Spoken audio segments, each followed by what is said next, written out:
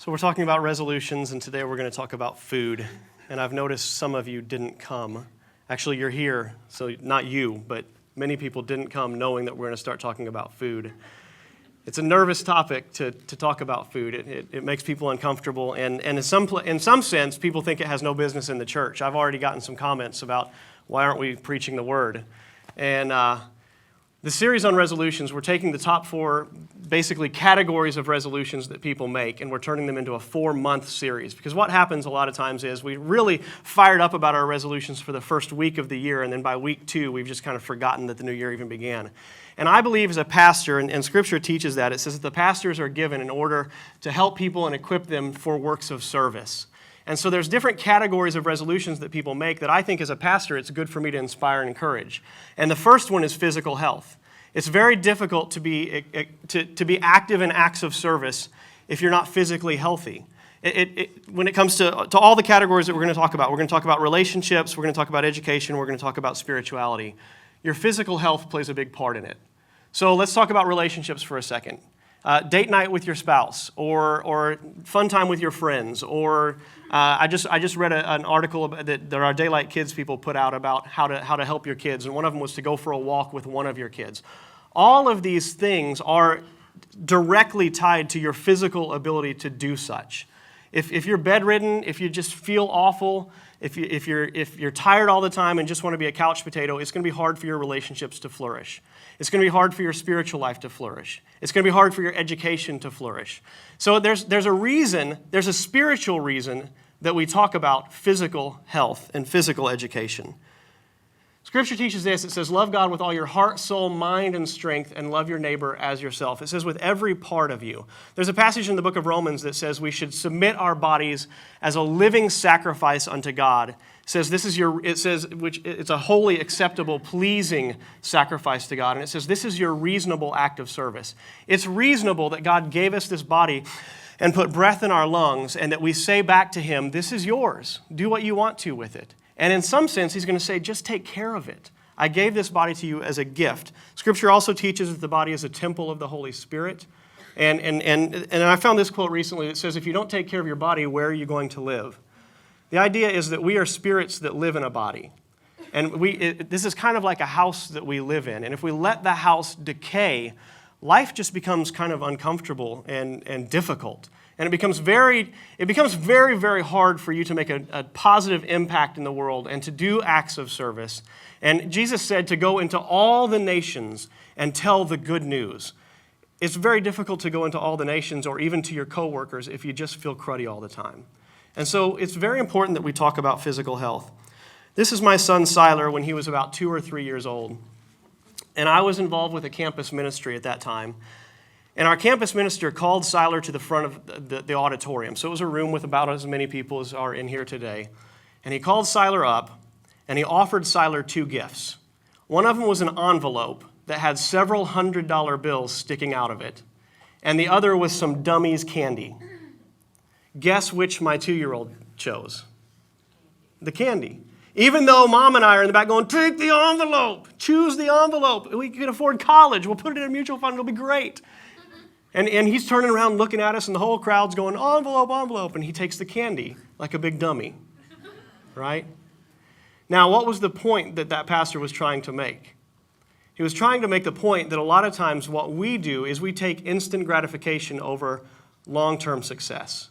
We take what tastes good now and what feels good now, and we ignore what is actually wise. It would have been much wiser for him to take the money, right? With the money, he could afford almost a 10-year supply of Dum-Dums, right? It would have been wise for him to take the money, but he chose instant gratification. Now, here's what I want to do. I want to put your image here, and I want to close up the service and say thank you for coming. When it comes to food, we're the dum-dum. A lot of times, right? We don't use wisdom in our choices. We don't think long-term. We don't think about our future. We don't think about our kids. We don't think about how we're going to feel tomorrow. A lot of times it's just instant gratification. And it's something that we need to seriously consider because we are in the middle and the heavens are shouting, choose the wise path. Choose the good stuff. Make yourself feel good long-term. We're like, no, I think I'll have the Krispy Kreme. If Kale cures cancer, we choose the chemo. which is the point that Jim Gaffigan was making. And so we need to take a serious look at food. Now, don't freak out. I love to eat with the best of them. I am a foodie, which is part of the reason that I love living in Louisville, Kentucky. I'm not going to tell you not to enjoy food. I'm not even telling my son never to have a Dum-Dum. Or they're Smarties, actually, aren't they? I'm the Dum-Dum. They're Smarties. The Dum-Dums are the little suckers. But I would never tell my kid never have a Smartie, but I'm saying given the choice, invest here so that you can afford the Smarties. If you invest in your health and you take care of your body, you can afford to have some cheat days. But if you have cheat days every day, the whole system just collapses. And so we need to be careful. I grew up on Mountain Dew. I remember growing up, going to the doctor when I was probably 8 years old, and the doctor sitting my mom down and saying, "These kids drink too much soda." He said, if they keep, because he'd asked us about our diet and what we eat and drink, and I was drinking, even as an 8-year-old, 3 or 4 Cokes a day. And he said, look, if they continue this, their health is going to decay over the long term. They're going to end up with kidney issues and sinus issues and asthma and all this other stuff, and this stuff will destroy your kids, and you need to really think about it. And I remember we left there kind of laughing at the doctor. And I even remember my mom saying, well, maybe we should think about it. We're like, oh, please don't take away our Coke. She's all right, that's fine. And I'm telling you, I believe, and maybe I'm wrong, and it's not the only contributing factor. There's genetics and there's all kinds of other issues. But I have dealt with sinus issues and immune system issues my whole life. And I got to the point where in college, I would wake up of a morning, I would grab a Mountain Dew out of the refrigerator, ice cold, and I would drink it while I was in the shower. And then as I'm on my way to class, I'm drinking another Mountain Dew. And then after class, I was drinking 7 or 8 of them a day. Just Mountain Dew, just caffeine and sugar loading up. And I'd stay up till 4 in the morning playing volleyball, and then I'd sleep in and not go to class until 1 in the afternoon, and I'd practically fail out of college. And I'm convinced that a lot of it was nutritional. I was just garbage in, garbage out. I got to the point where I was taking so many painkillers and sinus pills that I was destroying my guts. I was destroying my digestive system. And then my immune system just collapsed. And basically, I've been sick for 25 years. That's just the reality. And I'm still on this journey of trying to recover from all that. Garbage in, garbage out. I got to the point, and this is embarrassing to admit, I got to the point where I was taking 4 ibuprofen first thing in the morning and a couple of Aleve. And then later on in the day, I'd take 4 more ibuprofen. And then later on in the day, I'd take 6 or 8 Tylenol. Just because I hurt all the time. I was achy all the time. I just felt awful. Some of you may be in the same boat. But the point is that I started very young feeding junk to my body, and my body wasn't built to run on junk. We were built to run on food. Hippocrates, and you've probably heard of the Hippocratic Oath. The Hippocratic Oath is the oath that doctors take that basically says, I will do my best to help people medically. And Hippocrates said this. He said, let food be thy medicine and medicine be thy food. We were meant to run on fuel. And a lot of times, just like if you take an exotic car, for example, and there's different types of fuel, and you want to give it the best fuel you can. If you have a Lamborghini, you're wanting to give it the high-octane fuel, right? The engine was meant to run on high-octane fuel. But if you feed it Coca-Cola or iced tea, sweet tea here in the South, or lemonade, or even water, it's not going to run. You can mix it with ethanol. You can give it some good fuel and some bad fuel, and eventually that system is just going to collapse. And your body does the exact same thing. If you're not giving your body the nutrients it needs, it's going to collapse. As a pastor, I believe, and we've shown you this picture before, imagine if you could roll out of bed feeling like this guy all the time. I'm not saying that you're ever going to have deltoids like this guy has, but what if you could have that kind of energy all the time? What would you be capable of doing for the kingdom of God? A lot of times we don't want to serve because we just don't feel like serving. We say, oh, well, there's this small group, but I just don't even feel like getting off the couch. Oh, there's this coat drive. Well, I just don't even feel like getting out of bed.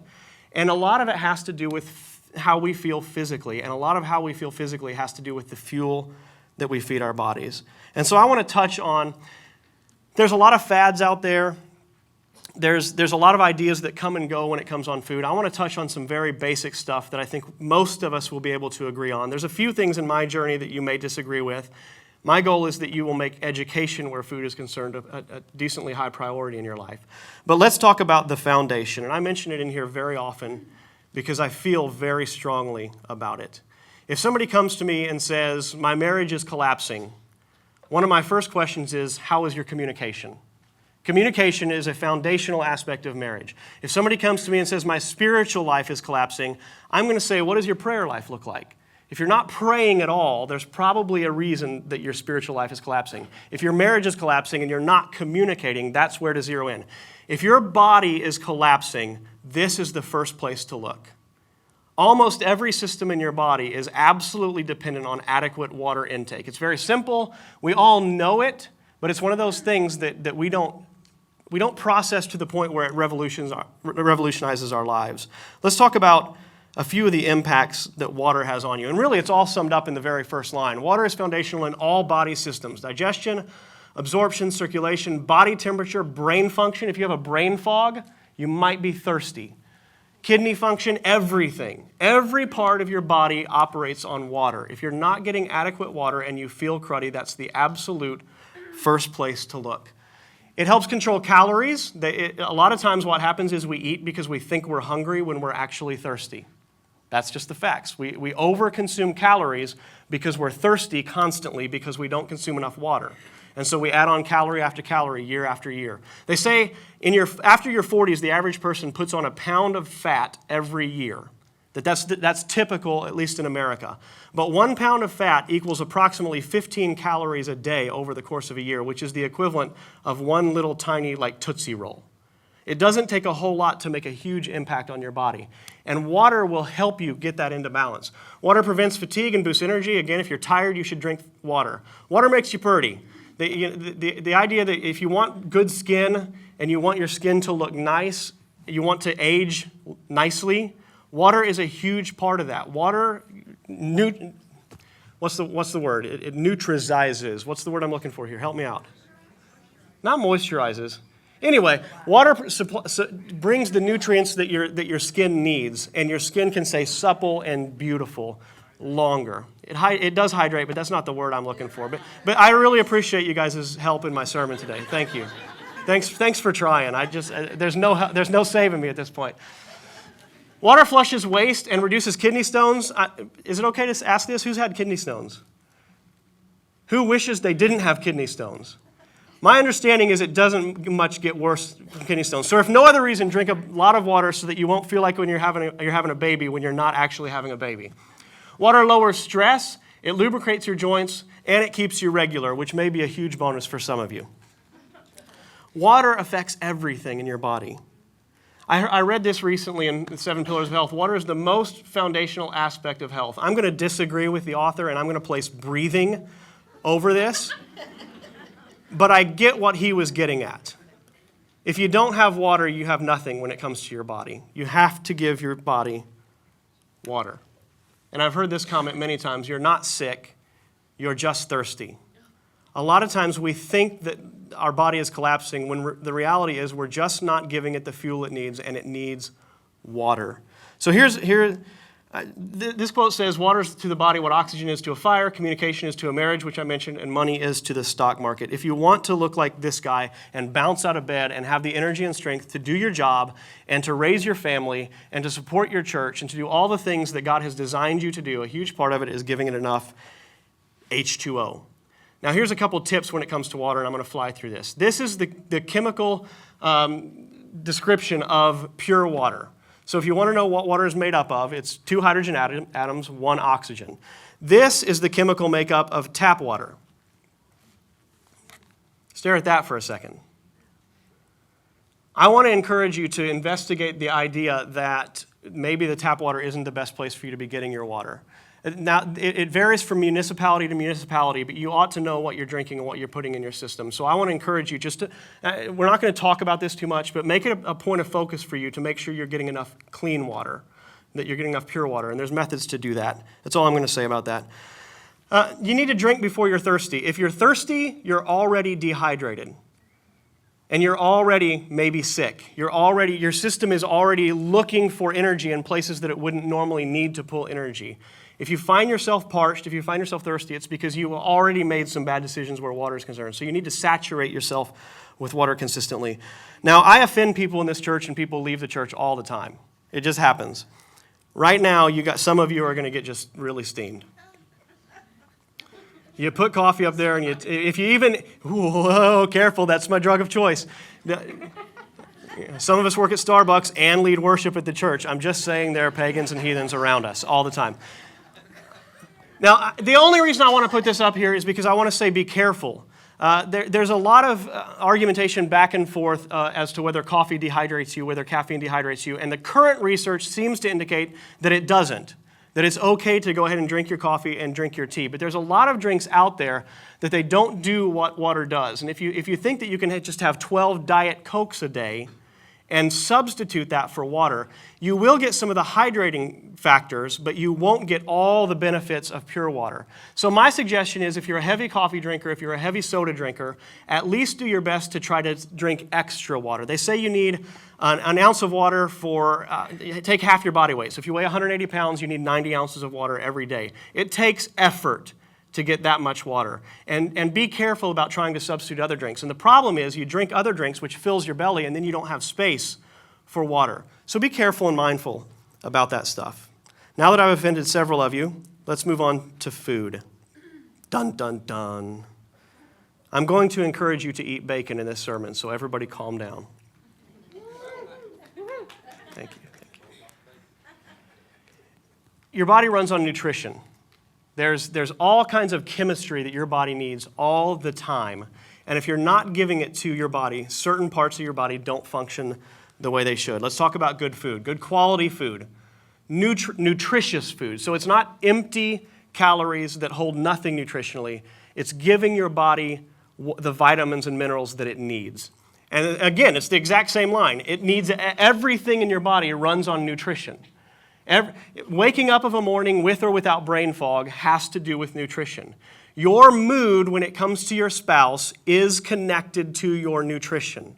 Your affectability at the workplace is affected by nutrition. It affects everything. Good food affects your body weight and composition, which of course, your body weight and composition plays a big factor in all kinds of other parts of health in general. Good food prevents fatigue and boosts energy. It affects brain health. It prevents cancer, heart disease, and diabetes, the big three. It boosts your immune system. It protects your teeth and bones. And again, it keeps you regular. So, everything running smoothly. Good food is pivotal in every aspect of your life. So we're going to talk about spirituality. We're going to talk about your relationships. We're going to talk about your education. Good food is a factor in all of that. Now, I do want to encourage you to learn the bacon lesson. Let's just stand in awe and reverence for a moment. There was a time in my life when I was doing my best to avoid fats. I was eating turkey bacon, which now it makes me shudder to think even such a thing. Don't raise the roof for turkey bacon. It's not even right. You know, I'm doing my best to avoid butter. I'm doing my best to avoid sour cream and so forth. And the nutritionist, so if you want a reason to come and see this guy, some of you he will encourage to eat more bacon. Good enough reason to come, right? And my cholesterol had always been borderline in the 200 plus range, and my triglycerides were always off the charts, and my HDLs and LDLs were all jacked up. And I had been on I had been on pharmaceuticals, I had been on natural supplements like niacin to try to bring it down, and nothing worked. And I exercised regularly, nothing worked. And he encouraged me that I needed more animal fats in my body. He said, "You need more bacon." And I kissed him. I'm like, yes! Right? He said, "You need more bacon, you need more real butter, not margarine, not the processed junk, but you need real churned butter. You need to eat more of these heavy creams and so forth." And I'm thinking, you are insane. But I started doing what he told me to do. I took his word for it. He tested my metabolic type and said, "You are a guy who, your body works on fats and you need more fats." So I went and started eating all these fats. 30 days later, I went to have my cholesterol checked, and it had dropped like a rock in water. I mean, it was like half of what it had been. The nurse was so shocked by it that she tested me twice. They had a new pinprick way of testing, and she tested it and thought it was not working. And I explained to her what I had been doing with my diet, and she was amazed by that. Now, here's my point, and that may not be the solution for all of you. I'm sorry to say some of you should eat less bacon and not more. It's almost heresy to say such a thing. But the point is that when you educate yourself on food and you look into it and you make it a priority, things can change. If you don't feel good, if you have cholesterol, if you have high blood pressure, if you're at a weight you're uncomfortable with and so forth, part of it is going to be educating yourself. Part of it is going to be searching out people who can help you, searching out books and websites, and making it a priority instead of just going with the health status quo that you've come to accept. I want to encourage you to shop around the walls when you go to the grocery store, and what I mean by that is around the walls is the produce and meats and natural fats and so forth, the good omega-6s and omega-3s. There are some exceptions on the inside aisles, and this is just a concept to make you think about what you eat. They always say if your grandma couldn't pronounce it, don't eat it. If your grandma wouldn't eat it, don't eat it. It's this idea that there are foods that come out of the ground, there are foods that come with animals, and those are the living foods that are good to eat. And all the other processed stuff you need to be careful about. I'm not saying don't eat it, but I'm saying primarily move to the outer aisles. Some of you, again, I'm going to lose people. I get it, but there is a poison that we need to discuss.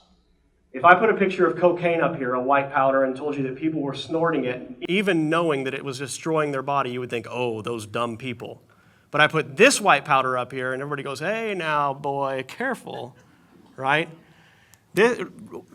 Processed white sugar is poison. I'll just say it out loud. I'm not saying you have to avoid it like you would avoid cocaine. The damage is totally different.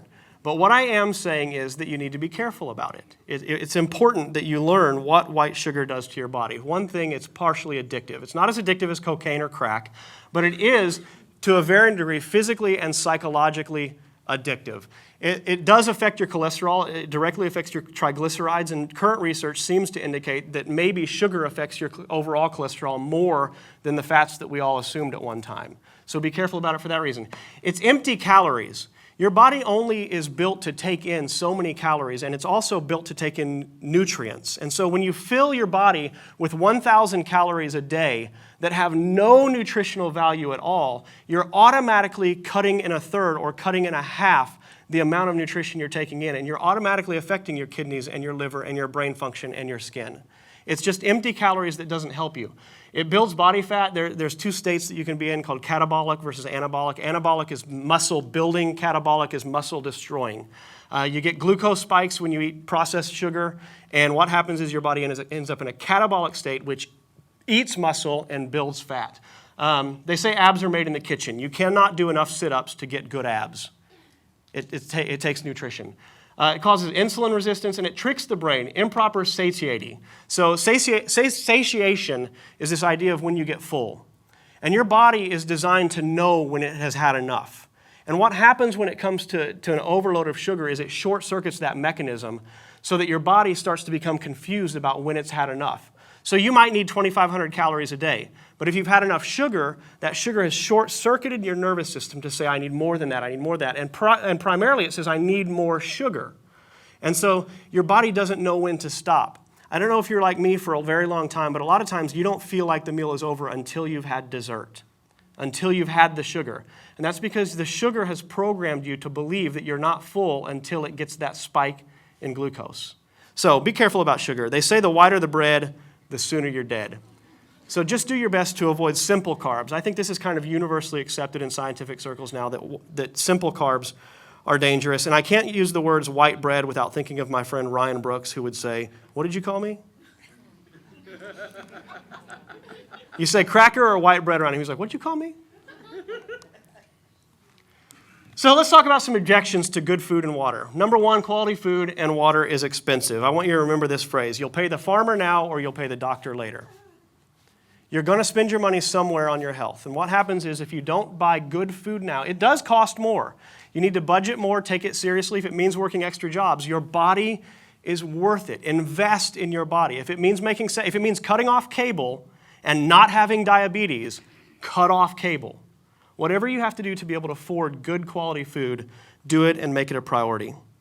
Let's talk about the yuck objection. I have a 2-year-old, and if you put green vegetables in her mouth, this is what she does. She spits them back.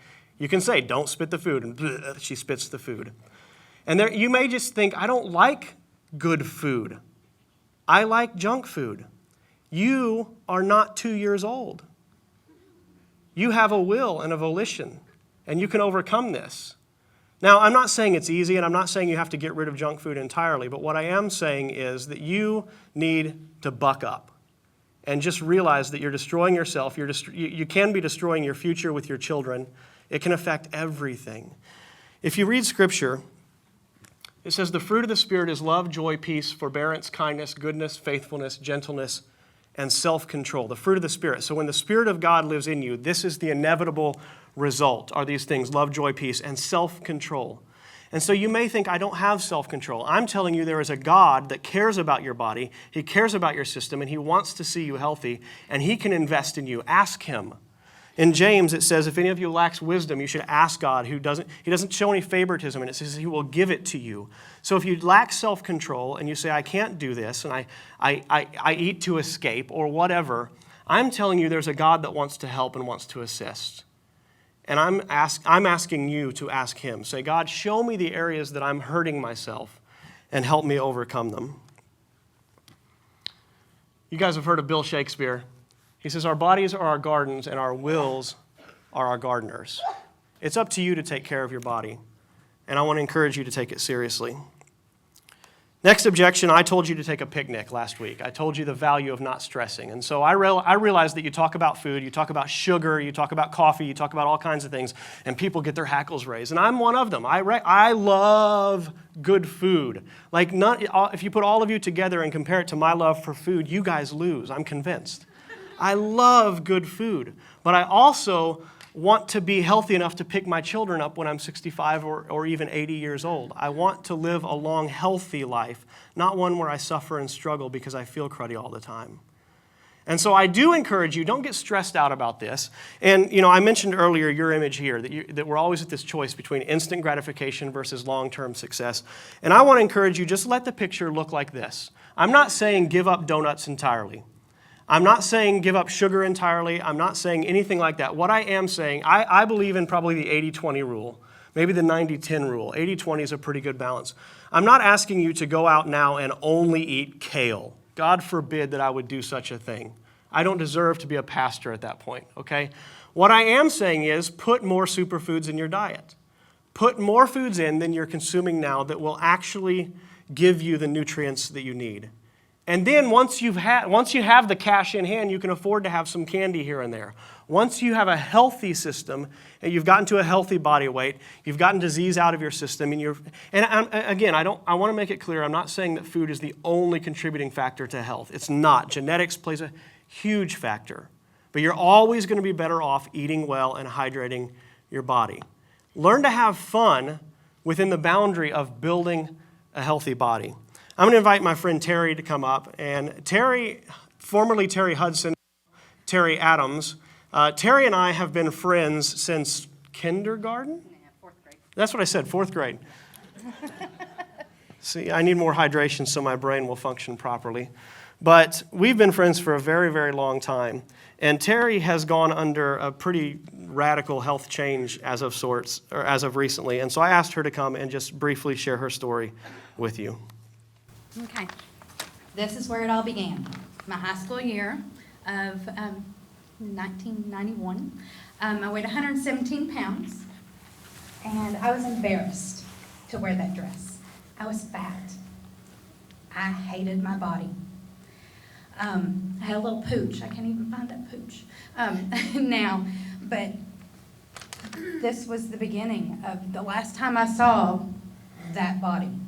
Was started there. I grew up on 2 liters of Coke, ding-dongs, ho-hos. I had no knowledge of what good nutrition was.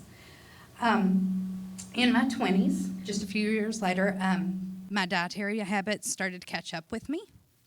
I went from that to 150 pounds. Struggled with my weight since my 20s, became pre-diabetic, gestational diabetic, never went below 150 again, never got above 185, even through the 2 pregnancies, but I could never get out of that system. The next picture is this summer. I was dressed up, getting ready to go out, and I thought I looked great. I looked my best. but I was trapped in that body, and didn't know how to get out. I'd given up milk. I had an addiction to milk, which is not heard of, but I had an addiction to milk. I was drinking a gallon a day, so I gave that up with a lot of struggle. We took high fructose corn syrup out of our house. After 2 years of doing all these things, trying to take things out and put good things in, I wasn't seeing true results. I didn't really have the tools or support and really knowledge of food. My kids ask me, when we're feeding them now, the food, they're like, why didn't your mom teach you to eat better? And I was like, I don't think we understood back then what it was actually going to do to our bodies.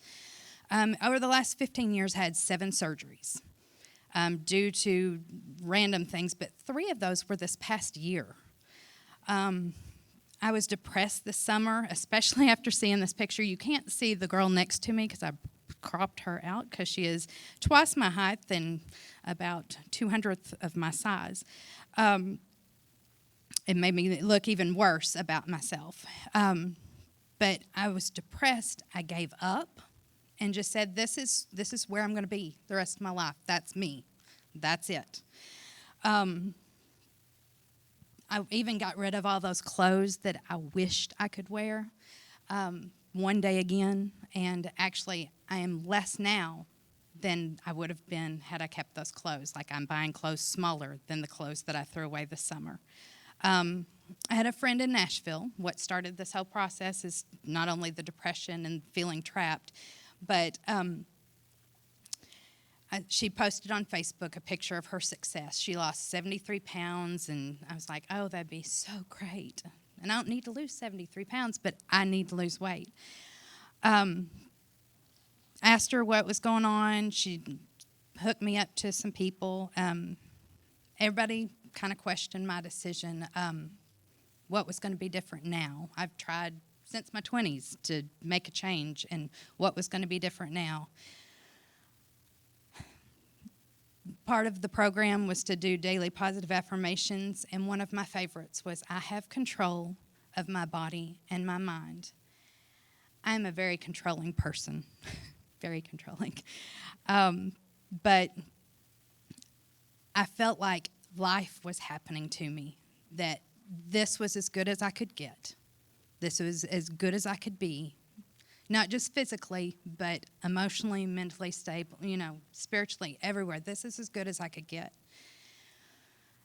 But I took ownership and control back. It was intense. There was no cheating. There's no cheat days, no nothing. There's no oils, no sugars, no carbs. And when I talked to people about it, everybody said, oh, I could never do that. And how do you not eat this or that? And I was like, every no I say to food was another moment that I could have with my children. I had children late in life, and it's all I ever wanted, and I thought I never would have them. But I was able to. And to think that I wouldn't be there when they got older, or if they got just a little bit older, especially after all the health issues that I'd been having. This is a journey. I'm not looking to get to my end goal. It is a new beginning. I have knowledge. I have ideas of what I should be putting into my body. But it's kind of like when you become a Christian and you want to be Christ-like. We're never going to reach perfection, and that shouldn't be our end goal, but just to be more like Him. I just want to be healthy. I have lost 25 pounds so far, and you can tell that on my body, which is great. My blood work, I got done this last week with being pre-diabetic. It was always above a 6 on my 3-month average, and it should never be above a 6. I was a 5.1. So internally, my body is telling me I'm doing what's right. But you can't measure the weight that has been lifted off my stress, my emotional status, my spiritual self. My biggest compliment has been, through all this, I exude joy. I didn't know I didn't exude joy before, but apparently that was the biggest thing people have noticed, and that makes me happier than anything. My favorite verse, which has come true again, 1 Corinthians 10:13, is no temptation has overtaken you except what is common to humanity. God is faithful, and he will not allow you to be tempted beyond what you are able. But with the temptation, he will also provide a way of escape so that you're able to bear it. I'm not trapped. I'm not trapped in that body. I'm not trapped in this body. It's not been easy, but I am truly a better person for it. Thank you, Terry. Actually, hold on to that. We always try to be done by 11, but I think this is worth milking for just a minute. I want to make a couple points. One, we're not talking about body composition here as in fat versus skinny. We're not talking about body aesthetics, whether you're sexy or not sexy. What we are talking about is healthy versus unhealthy. And I think our culture has a very ridiculous standard of what beauty is. And so that we're not talking about beauty. That's not what we're talking about at all. What we are talking about is your ability to bounce out of bed in the morning and feel like you can tackle the day. And you would say probably that you feel much more like the guy in the workout picture now than, yeah. Go ahead. Well, we took a walk. Normally we'd walk through Brown Park with the kids, and I would have to go home, take a nap, lay down, feel like just winded from walking. And we went a couple of months ago during this process that we went and did an actual trail that wasn't asphalt trail. It was like an actual trail, and it was short, but I felt awesome afterwards. When the kids ask me to do something, it's not like, oh, okay, I can try. I can do it. So, which carries into if God asks you to do something, or if your spouse asks you to do something, or your church needs help, if you feel better, it's much easier to help and to serve, which is kind of our point. So, Terry, thank you so much. I know the main reason I wanted to bring Terry up here today is because I've talked to her through this journey, and I know that she's made some very hard decisions. There were some very yuck moments for you, I'm sure. But I think you would say it's absolutely been worth it at this point. well, being on up to 10 medications a day and being on no medications except for supplements and vitamins and nutrients, it's huge. I'm not tied to the doctor's office. I'm not tied to having another surgery. I'm not. Which lets you afford better food, too. Oh, yes. Mm-hmm. And I will tell you that there are some good foods out there, and it's not. I probably spend less now on foods.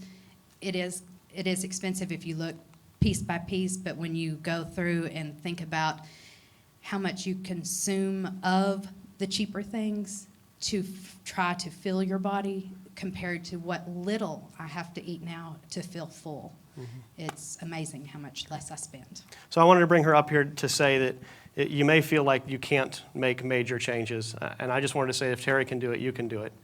I've made some major difficult changes in my life, and you can do it. So I wanted to put her up here, so one, to know that you can do it, and two, to let you know that there's somebody here in the church that if you want to talk to him, I'm sure Terry loves to talk.